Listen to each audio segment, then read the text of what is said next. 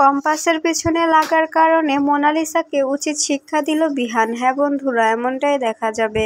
বিস্তারিত জানতে ভিডিওটি না টেনে সম্পূর্ণ দেখতে থাকুন। গল্পের শুরুতেই দেখা যাবে কম্পাস কলেজের ছাদে চলে যায় আর সেখানে ল্যাব তৈরি করার বিষয়ে জিতের সঙ্গে কথা বলতে থাকে। ঠিক তখনই সেখানে মোনালিসা পৌঁছায় এবং কম্পাসের পিছু লাগার জন্য সবটা ভিডিও করতে থাকে। এরপরে দেখা যায় মোনালিসার হাত লেগে একটা জিনিস পড়ে গেলে তখন কম্পাস ও জিৎ দুজনেই সজাগ হয়ে যায়। এরপরে মোনালিসাকে ভয় দেখায়। এরপরে দেখা যায় কম্পাস বলতে থাকে, তুমি যদি এভাবে আমার পিছু লেগে থাকো তবে কিন্তু অনেক বড় বিপদে পড়ে যাবে, খারাপ হয়ে যাবে কিন্তু বলে দিলাম। তুমি কিন্তু এবার বেশি বেশি করে ফেলছো মোনাদি, তুমি কিন্তু আমার সঙ্গে এভাবে ব্যবহার করতে পারো না।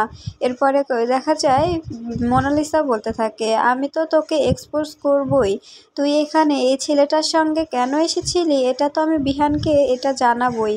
এদিকে দেখা যায় কম্পাস সেখান থেকে চলে আসে। বাড়িতে এসে জানতে পারে বাবুলাল ও বুবলিকে খুঁজে পাওয়া যাচ্ছে না। কোনো খোঁজ নেই, কোনো হদিশ নেই, কোথাও খুঁজে পাওয়া যাচ্ছে না। এরপরে দেখা যায় কম্পাস বলতে থাকে, বাবুলাল ও বুবলি কোথায় যাবে? ওদের এত বড় সাহস এখনো হয়নি যে বাড়ির কাউকে না জানিয়ে ওরা অন্য কোথাও চলে যাবে। এর পিছনে হয়তো কারো ষড়যন্ত্রের হাত আছে। তখন দেখা যায় অভিজ্ঞানবাবু বলতে থাকে, এসব তুমি কি বলছো? কার ষড়যন্ত্রের হাত থাকতে পারে? তখন দেখা যায় কম্পাস বলতে থাকে, আচ্ছা আপনি তো এখানে আসেন না, তবে আজকে কি মনে করে এখানে এলেন? এখানে কেন এসেছেন? আপনার কি এখানে আসার কোনো উদ্দেশ্য আছে? আজকে বাবুলাল ও বুবলিকে নিখোঁজ হয়েছে, ওদেরকে খুঁজে পাওয়া যাচ্ছে না, আর আজকে আপনি এ বাড়িতে এসেছেন। বুঝলাম না এর সঙ্গে কোনো যোগসূত্র আছে কিনা। এরপরে দেখা যায় অখিলেশ কম্পাসকে বলতে থাকে, তুমি আমার গেস্টকে এভাবে অপমান করতে পারো না, তুমি ওনার সঙ্গে এভাবে কথা বলছো কেন?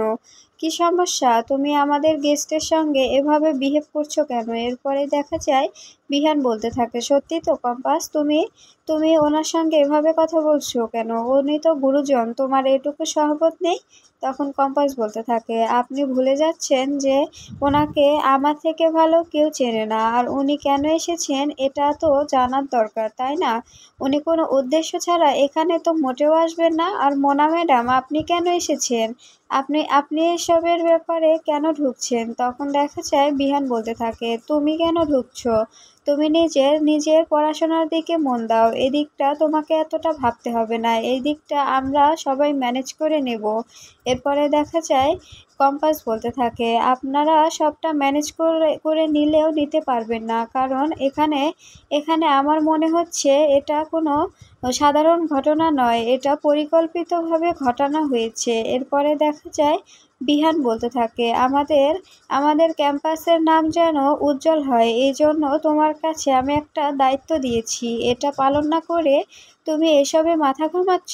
তোমার কিন্তু এসবে মাথা ঘামানোর কোনো কথা ছিল না, তোমার কিন্তু এসবে মাথা ঘামানোর কোনো প্রয়োজন নেই। এরপরে দেখা যায় কম্পাসকে বকাবকি করলে কম্পাস সেখান থেকে বেরিয়ে আসে। এরপরে জানালা বেয়ে বাড়ি থেকে পালায়। এরপরে দেখা যায় যেখান থেকে বাবুলাল ও বুবলি কিডন্যাপ হয়েছিল সেখানে চলে আসে। এরপরে কম্পাস সেখানে এসে বলতে থাকে, আমার কেমন ব্যাপারটার মধ্যে গন্ধ পাচ্ছি, এ ব্যাপারটা আমাকে দেখতেই হবে, আমাকে বাবুলাল ও বুবলিকে খুঁজে বের করতেই হবে। তখন দেখা যায় বিহান ও বিহানের কাকা আসে আর বলতে থাকে, তোমাকে তো বলা হয়েছিল যে তুমি এসবের মধ্যে মাথা ঘামাবে না, তারপরেও কেন এখানে এসেছো? তখন দেখা যায় কম্পাস বলতে থাকে, ওদের সঙ্গে সব থেকে ভালো সম্পর্ক আমার, কারণ আমি যখন থেকে এ বাড়িতে এসেছি তখন থেকেই ওদের সঙ্গে আমি মিশে গিয়েছি, আর আপনারা তো ওদেরকে কাজের লোক ছাড়া কিছুই মনে করেন না, এই জন্য ওদের জন্য আমার কষ্ট হচ্ছে, তাই আমি ওদের খুঁজতে বেরিয়েছি। তখন দেখা যায় বিহান বলতে থাকে, ও তাই, খুঁজতে বেরোলেই কি তুমি ওদেরকে খুঁজে পেয়ে যাবে? ওদেরকে তো কিডন্যাপ করা হয়েছে, এটা তো জানাই গেছে, তবে আবার কেন খুঁজতে বেরিয়েছো?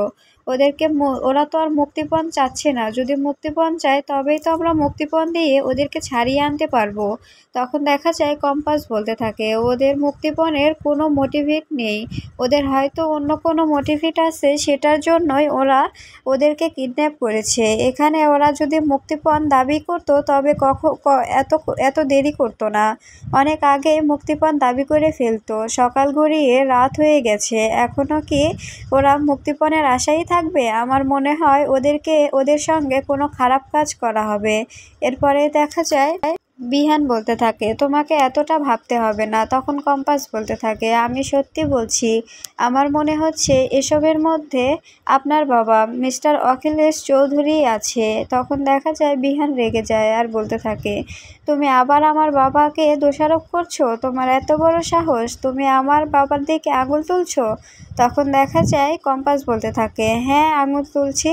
এরপরে দেখা যায় বাড়িতে ফিরে এলে দেখতে পাই পুলিশ এসেছে। এরপরে দেখা যায় কম্পাস বলতে থাকে, আমার খুব কাছের লোক বাবুলাল ও বুবলি, প্লিজ আপনি ওদেরকে খুঁজে বের করে দিন। তখন দেখা যায় পুলিশ অফিসার বলতে থাকে, হ্যাঁ আমরা অবশ্যই খুঁজে বের করব, কিন্তু আমাদের তো সকল ধরনের ক্লু পেতে হবে, তাই না? তখন কম্পাস বলতে থাকে, আচ্ছা ওনাকে জিজ্ঞাসা করুন তো, উনি বাড়ির মালিক হয়ে কেন ওই কাজের লোকদের হসপিটালে নিয়ে গেল? তখন দেখা যায় পুলিশ অফিসার বলতে থাকে, এটাও তো একটা ট্রফিক। আপনি এত বড় একজন বিজনেসম্যান, নিজের কাজ পেলে বাড়ির কাজের লোককে হসপিটালে নিয়ে গেলেন, আবার অর্ধেক রাস্তায় ছেড়ে দিলেন। আপনি যদি দায়িত্বশীল হয়ে ওদেরকে একদম হসপিটালের ভিতরে ঢুকিয়ে দিতেন তবে হয়তো এই ধরনের কাজ হতোই না। তখন দেখা যায় অখিলেশ বলতে থাকে, আপনি ওর কথা শুনে কি বলতে চাইছেন? আপনি কি আমার দিকে কোনো ইঙ্গিত করছেন? তখন দেখা যায় পুলিশ অফিসার বলতে থাকে, এটা ইঙ্গিত করার কি হলো? যা সত্য তাই তো বলছি। আপনি যদি ওদেরকে এভাবে একা না ছেড়ে দিতেন, দায়িত্বহীনের মতো কাজ না করতেন, তবে আজকে আপনাদের এ দিনটা দেখতে হতো না। এবার তো আমারও মনে হচ্ছে এর মধ্যে হয়তো কোনো ষড়যন্ত্র কাজ করছে। যদি ওরা কিডন্যাপ করতো কোনো মুক্তিপণের আশায়, তবে অবশ্যই মুক্তিপণ চাইতো, কিন্তু ওরা তো কোনো মুক্তিপণ চায়নি, ওরা এখনও তো কোনো সারা শব্দই জানায়নি। এরপরে দেখা যায় কম্পাস উপরে চলে আসে আর বলতে থাকে, যেভাবেই হোক আমাকে এ ব্যাপারটা বুঝতেই হবে যে এটার সঙ্গে অখিলেশ চৌধুরী কোনোভাবে জড়িত আছে কিনা। এরপরে দেখা যায় কম্পাস প্ল্যান করে অখিলেশকে অন্য একটা নাম্বার দিয়ে ফোন করে আর বলতে থাকে, আপনি যে ওই বাবুলাল ও বুবলিকে কিডন্যাপ করেছেন সবটা কিন্তু আমি জানি। এটা ভাববেন না যে আমি জানি না, আমি সবটাই কিন্তু জানি। এবার যদি আমি চাই তবে কিন্তু আপনাকে আমি ফাঁসিয়ে দিতে পারি। তখন দেখা যায় অখিলেশ ভয় পেয়ে যায় আর বলতে থাকে, কি বলছেন এসব? আর আপনি কে? আপনি কেন আমাকে এভাবে থ্রেট দিচ্ছেন? আপনি কিভাবে জানলেন? এসব ব্যাপারে মাথা ঘামাবেন না, এসব ব্যাপারে মাথা ঘামালে কিন্তু অনেক বড় বিপদে পড়ে যাবে।